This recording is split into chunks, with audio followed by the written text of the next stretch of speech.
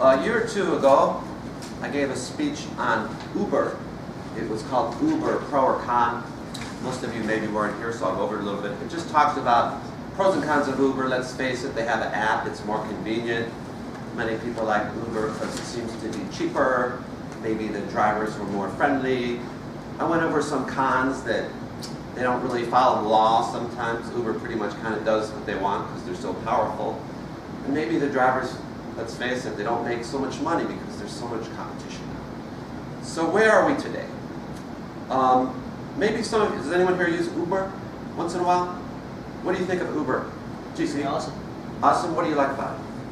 I like that it calls since I get my back and go on. It's really cheap.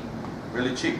Anyone else use Uber? Ken, what do you think? I like the fact that I never know how weird the driver's going to be. I said, wow, this could be exciting. Yeah. So it's mostly the weirdness of the driver. The excitement of it. And it beats riding a bike. Right, exactly. Well, obviously there are millions of people that love it or it wouldn't be in business. How many think Uber is profitable? Anyone? Does anyone think they're profitable? Like a friend of mine at work, he said, Uber, they're insanely profitable. There's a few guys in the office running the computers and it's such a high margin business. Well, friends, in the past year, Uber has lost a few billion, anywhere from $2 to $3 billion. Many of the losses were maybe in China, and they've recently sold their Chinese business. So let's just say they've lost a few $billion. GC, as you mentioned, you love Uber because it's so cheap. But have you ever thought about how it can be so cheap? Just for a joke, I put something on my Facebook page. Does anyone know if you can get to Evanston in an Uber for $6 from downtown Chicago? I put it as a joke, but I actually got a lot of responses. One guy was like maybe 12, maybe if you use Uber Pool. But the fact is, much of their business remains to be seen. Is it sustainable? As y'all know, I think Uber gets a 25% cut from the drivers, and I myself used to know a cab. That's why I'm interested in the Uber. And taxi cab business has always been a low margin business. Another thing about Uber is the company is valued at $50 billion. So many people think it's going to be hugely profitable. I was just in Miami, there's Ubers everywhere. They're in cities all over the world, so obviously they have a lot of volume of business. But let's just go over some of the numbers and where Uber wants to go. Some of you have heard of, they want autonomous cars. Ken, you've heard of that? Mm-hmm. How long do you think, Ken, you're an engineer, how long do you think before we have fully autonomous cars picking up people, doing this without killing pedestrians? 5 years or less. 5 years or less. Well, that's not the answer that I expected. Then again, you're an optimist. I'm thinking more like 10 or 15.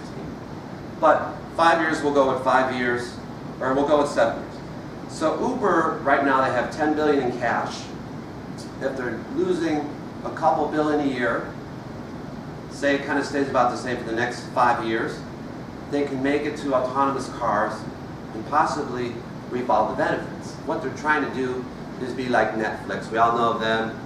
Maybe before you were born, they just would send the CDs in the mail, and they were, I don't know if they're profitable, but and then bam, all of a sudden they made the jump to downloading the films, and they became a hugely profitable company. Their stock went up dozens of times, and the people had bought that stock became profitable. Again, some other internet companies that didn't make it. Tim, maybe you remember Webvan. They wanted to take over the grocery business, another low margin business. They raised billions of dollars.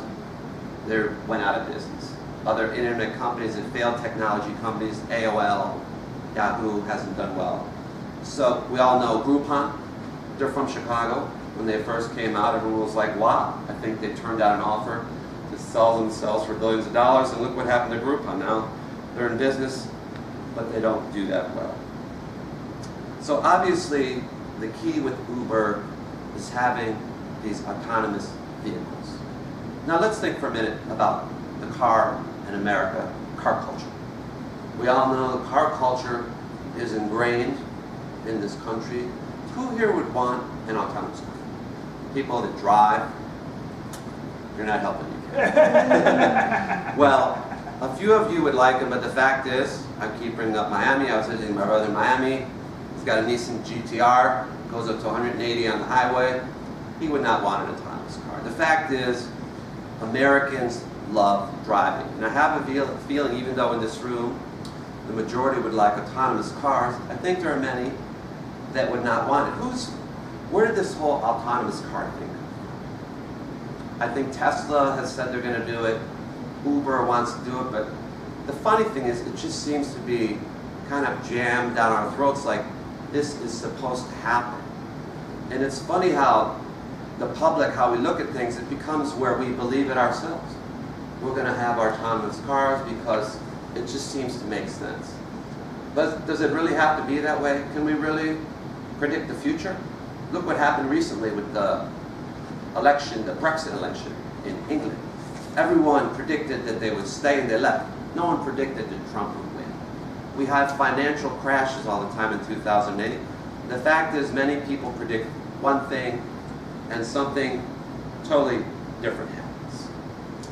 Another thing about Uber, we think that they're profitable or they have a low margin business, but the money rolls in. But the fact is, just on my way here today, Uber just opened up an office on North Avenue. Now, I believe they have hundreds, maybe even thousands of lobbyists and lawyers. So all these are costs, and many major cities have actually kicked them out because of their unfair business practices. They were recently told in California they were testing their autonomous cars, and California said you have to get a license. But Uber said, well, they're not autonomous because we have a driver in there actually working this $1 million equipment. So that's another thing about Uber is they have this publicity campaign that they're using autonomous cars, but the fact is it's mostly a technician working $1 million equipment. So in my opinion, the jury is still out. Ken says 5 years. I tend to think if we look at the iPhone, how long has the iPhone been out? 8, 9 years? Yeah. How much has the iPhone changed in the last 5 years? We're all waiting for the next iPhone to blow us away. It hasn't changed much at all. Are we really going to have autonomous cars in 5 years? Although Ken says yes, I tend to doubt. So in my opinion, the jury is still out on Uber. Can they make it till we have autonomous cars, or will they possibly be put out of business by your friendly cab? And just one more thing, many people used to argue that the one reason why cabs are so expensive because you need to buy a medallion, a license for a cab, which used to be in the city of Chicago $350,000. This raised the expenses of cabs. Now a medallion is $50,000. A friend at work owns 5 medallions. He's getting crushed, yet he's still in business. Can Uber compete against a city that just sells cab medallions for tens of thousands of dollars less than they did 5 years ago? Maybe not, because cabs don't have all these expenses that Uber has. And who's to say your local cabbie wouldn't have them? So there's a lot of question marks in my opinion. What I'm trying to say is don't believe the hype, and the market will decide. Uber is usually popular or fails miserably. Thank you.